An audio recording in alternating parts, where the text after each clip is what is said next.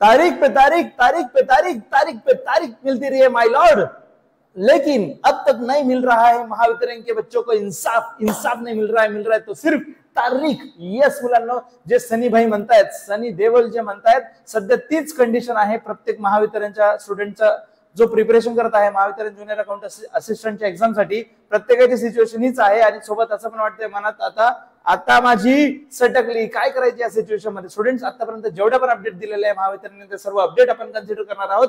आणि ऍडिशनल मध्ये सर्वात महत्त्वाचा विषय की एक्झाम तुमची कधी होऊ शकते, एक्सपेक्टेड डेट काय आहे ते आपण याच्यात डिस्कस करणार आहोत. आणि सध्या एक्झामची डेट नाही आलेली तर आता सध्या काय केलं पाहिजे या सर्व गोष्टी आपण या व्हिडिओमध्ये कव्हर करणार आहोत. एंड पर्यंत बघा आणि न्यू असाल तर फटकन सबस्क्राईब करा, बेल आयकॉनवर क्लिक करा. So let's start today's update.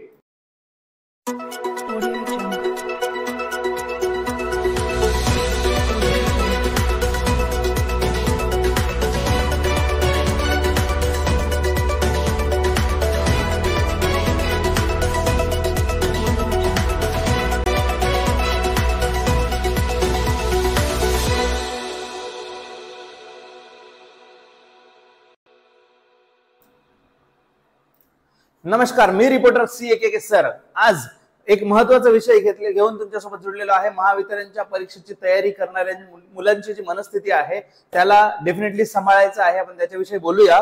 पण आतापर्यंत जे अपडेट झाले, इम्पॉर्टंट अपडेट, ते पटापट समराइज करतो. मुलांनो, 29 डिसेंबर 2023 रोजी सर्वात आधी ऍडव्हर्टाइजमेंट आली. 29 डिसेंबर 2023 ला ही ऍडव्हर्टाइजमेंट आली, ज्याच्यात ज्युनियर अकाउंट असिस्टंट साठी जी रिक्त पदं आहेत त्याच्याबद्दल सर्व इन्फॉर्मेशन दिलेली होती.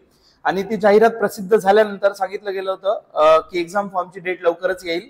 तर फॉर्म फिलअप करण्याची डेट आली. सर्वात आधी ही अपडेट आलेली आहे 29 मार्च, म्हणजे अपडेट आली आणि अपडेट नुसार सांगण्यात आलं, सर्वात आधी जी अपडेट आली की 1 एप्रिल 2024 सॉरी 1 मार्च ते 20 मार्च 2024 हे 20 दिवस होते. 1 मार्च ते 20 मार्च ज्याच्यात तुम्हाला एक्झाम फॉर्म भरणं एक्सपेक्टेड होतं. ओके, पण जसं इन्फॉर्मेशन दिलेली मुलांना की बहुतांश खूप साऱ्या विद्यार्थ्यांचे जे रिक्वेस्ट गेली की अजून त्यांचे एक्झाम फॉर्म वगैरे भरलेले नाहीये, तर त्यांना सर्व कन्सिडर करता बरेच मुलं एक्झाम फॉर्म फिलअप करू शकले नाहीये. आणि एक्झाम फॉर्म बिकॉज ते फिलअप करू शकले नाही ते सर्व विचारात घेता एक्झाम फॉर्मची डेट वाढवून दिली आणि ती डेट वाढून अंतिम डेट केली 19/4, म्हणजे 1 महिना वाढवून दिला. 20 मार्चच्या ऐवजी 1 महिना वाढवला, 19 मार्च, एक दिवस कमी, 19 एप्रिल. ठीक आहे. आणि मुलांना ही अपडेट आली एक दिवस आधी, म्हणजे 20 मार्च ही लास्ट डेट असताना 19 मार्च एक दिवस आधी अपडेट आली की 1 महिना वाढवण्यात आलेला आहे. ठीक आहे. सो ठीक आहे, थोडं बरं वाटलं, हरकत नाही. एक महिना वाढवून भेटलाय, अभ्यासाला पण चान्स भेटेल आणि ज्यांचा एक्झाम फॉर्म फिलअप झालेला नाही त्यांना पण थोडं बरं वाटलं, चला आपल्याला पण सपोर्ट आहे, आपण एक्झाम फॉर्म वगैरे फिलअप करू शकतो. ओके, तर या हिशोबाने सगळं प्रिपरेशन चाललं होतं गुन्ह्या गोविंदाने. पण पुढे कहाणीमध्ये ट्विस्ट अजून बाकी होते, कहाणी खूप मोठी आहे. तर 20/3 नंतर जी एक्झाम डेट वाढली होती 19/4 पर्यंत, म्हणजे 1 महिन्याने वाढवलेली डेट होती. त्याच्यानंतर परत अपडेट आलं, नेक्स्ट अपडेट आलं की मुदतवाढ करण्यात आलेली आहे आणि मुदतवाढ झालेली आहे 20/5 पर्यंत.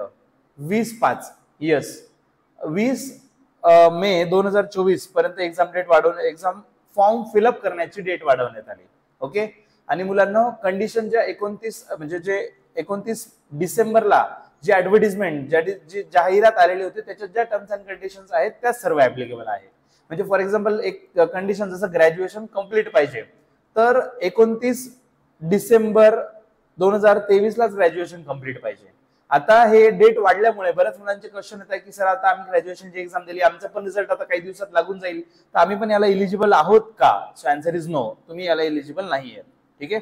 नेक्स्ट मुलांना 26 एप्रिल 2024 मध्ये नवीन अपडेट आली. त्या नवीन अपडेटनुसार झाला असं मुलांना, शासन निर्णय 27/2 अन्वये सामाजिक व शैक्षणिक मागास वर्गाकरिता आरक्षणाची तरतूद लागू करण्यात येणार असल्यामुळे सदरच्या जाहिरातीमध्ये दिलेले आरक्षणची वर्गवारी सद्यस्थितीत मागे घेण्यात आली आहे. मुलांना जसं जाहिरात आली तर जाहिरातीमध्ये जेवढे पण पद दिलेले होते त्यांचं पूर्ण अलोकेशन होतं. माझा एक डिटेल व्हिडिओ तुम्ही या चॅनलवर बघू शकतात मुलांना, याच प्लेलिस्ट मध्ये स्टार्टिंगला तुम्हाला दिसेल. त्याच्यात आपण पूर्ण डिटेल वाईज बघितलं होतं की कॅटेगरी वाईज पोस्ट वगैरे दिलेले होते की कोणत्या कॅटेगरीसाठी किती वॅकन्सीज आहेत ते. पण शैक्षणिक मागासवर्गाकरता आरक्षणाची तरतूद मध्ये चेंज झाल्यामुळे त्यांनी ते मागे घेतलं आणि क्लिअर सांगितलं की जे नवीन सुधारित बिंदू नामावलीप्रमाणे प्रवर्गनिहाय जे वेगवेगळे प्रवर्ग आहेत त्याच्यानुसार रिक्त पदांची माहिती लवकरच प्रसिद्ध करण्यात येईल. आणि बिकॉज याला सगळ्यांना वेळ लागेल तर याच्यात एक्झाम डेट अजून 1 महिन्याने वाढवली आणि 20/5 तारीख पे तारीख 20 मार्च 19 एप्रिल आणि 1 महिना वाढवला 20/5 दॅट इज 20 मे पर्यंत एक्झाम फॉर्म फिलअप करायची डेट वाढवण्यात आली. ओके. आणि क्लिअर सांगितलं उक्त पदाकरता मूळ जाहिरातीमध्ये नमूद केलेल्या शैक्षणिक ज्या कंडिशन आहेत त्या सगळ्या सेम राहतील. जे मूळ जाहिरात म्हणजे 29 डिसेंबर 2023 प्रमाणे. ठीक आहे. हे झालं 26/4. इथपर्यंत ठीक होतं, हरकत नाही. आणि आपल्याला एक रिअलाइज झालं, सगळ्यांना कळून गेलं की आता इलेक्शन आहे, इलेक्शनमुळे मे मध्ये एक्झाम होणं शक्य नाहीये. मे जून पर्यंत सगळे इलेक्शन चालेल, रिझल्ट लागेल आणि त्याच्यानंतरच एक्झाम होईल. आणि जून मध्ये तरी एकदाचा एक्झाम इलेक्शन झालं, रिझल्ट लागला का एक्झाम होईल असं सर्व आपण अपेक्षा करत असतानाच 17/5/2024 लेटेस्ट मध्ये 17 मे मध्ये जी अपडेट आली त्याच्यानुसार मुलांना ही अपडेट येण्याचं कारण काय ते पण जाणून घ्या. नुसतं फक्त ब्लेम करण्यापेक्षा समजून घ्या. उक्त जाहिरातीमध्ये विविध समांतर आरक्षणांसाठी कमाल वयोमर्यादा नमूद करण्यात आलेली होती. येस मुलांना, जनरल कॅटेगरीसाठी 30 वर्षाचं वय दिलेलं होतं. Maximum age limit for applying for this exam is 30 years. 30 years age limit होतं आणि काही एज नुसार जे कॅटेगरीनुसार एज लिमिट कमी जास्त होतं. तर मान्य उच्च न्यायालय मुंबई आणि औरंगाबाद खंडपीठामध्ये दाखल याचिका जी आहे त्याचा रेफरन्स घेऊन 19/4/2024 ला जी अपडेट आली त्याच्यानुसार प्रकल्पग्रस्त आणि भूकंपग्रस्त यांना ऑलरेडी 45 इयर्स एज लिमिट होतं, 45 पर्यंत फिलअप करू शकतात. पण समांतर आरक्षणातून अर्ज सादर करण्याकरता सरसकट विहित कमाल वयोमर्यादा 45 वर्षापर्यंत करण्यात आलेली आहे. म्हणजे कोणत्याही कॅटेगरीचे जरी तुम्ही असाल तर आता एज लिमिट डायरेक्ट 45 पर्यंत सरसकट करण्यात आलेली आहे. ओके. तर आता फॉर एक्झाम्पल मी ओपन कॅटेगरीमध्ये होतो, ठीक आहे, मी याच्या आधी एक्झाम फॉर्म फिलअप केलेली. फॉर एक्झाम्पल माझं एज आहे 40 इयर्स, तर मी एक्झाम फॉर्मला एलिजिबलच नव्हतो एक्झामसाठी, म्हणून मी फॉर्म फिलअप केलेलाच नव्हता. आता ही अपडेट आली तर ह्या अपडेटनुसार आता मी ओपन कॅटेगरीमध्ये आहे, माझं एज 40 आहे, तरी पण मी एक्झाम फॉर्म फिलअप करण्यासाठी एलिजिबल आहे, कारण 45 वयोमर्यादा सर्वांसाठी केलेली आहे. राईट. तर आता मला पण एक्झाम फॉर्म फिलअप करण्यासाठी वेळ पाहिजे, म्हणून हे कन्सिडर करून हे सर्व कन्सिडर करता जी 20/5 पर्यंत जी डेट होती ती अजून 1 महिन्याने वाढवली आणि 20/6 पर्यंत मुदत वाढ केली. म्हणजे भूकंपग्रस्त प्रकल्पग्रस्त असतील किंवा जनरल दुसरे स्टुडंट ज्यांना एज 45 पर्यंत आहे आणि ते पण आता या एक्झामसाठी इलिजिबल असल्यामुळे त्यांना एक्झाम फॉर्म फिलअप करण्यासाठी वेळ भेटावा म्हणून ही डेट वाढवून 20/6 पर्यंत एक्सटेंड झालेली आहे. ओके.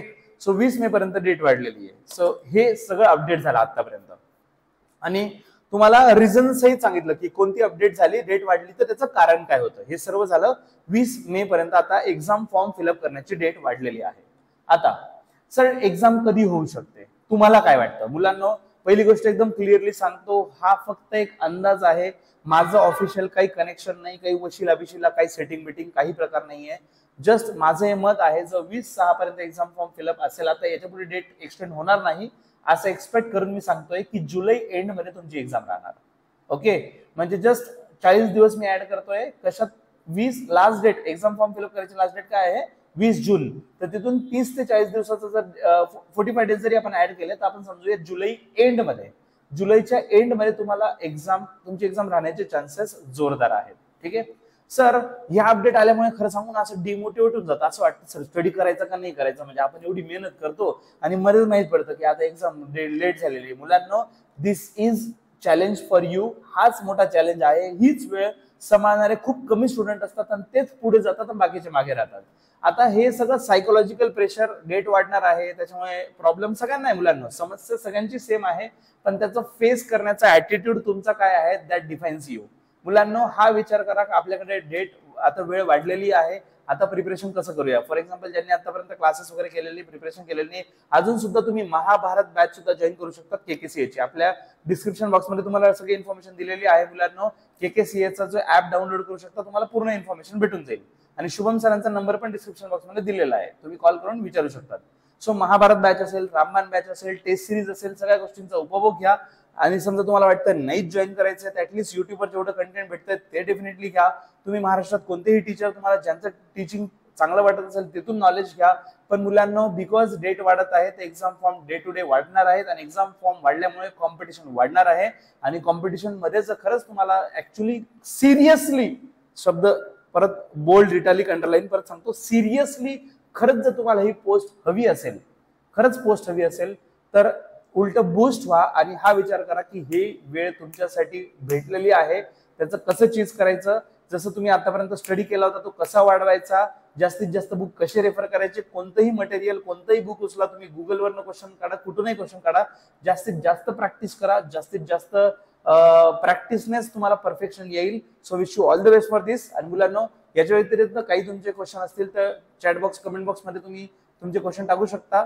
जर माझ्या नॉलेजमध्ये ते असेल तर मी आन्सर द्यायचा प्रयत्न करेल, अदरवाईज नाही येत असेल, माझ्या नॉलेजच्या बाहेरच असेल तर तसं पण तुम्हाला नक्कीच कळवेल. तर मुलांनो wish you all the best for your preparations and future exam. Next update भेटताच लवकरच तुमच्यापर्यंत अपडेट घेऊन येऊ तुमच्यापर्यंत. So students thank you for watching this आणि हे व्हिडिओ सर्वांपर्यंत पोहोचवा. And happy learning with K reporter. Bye bye.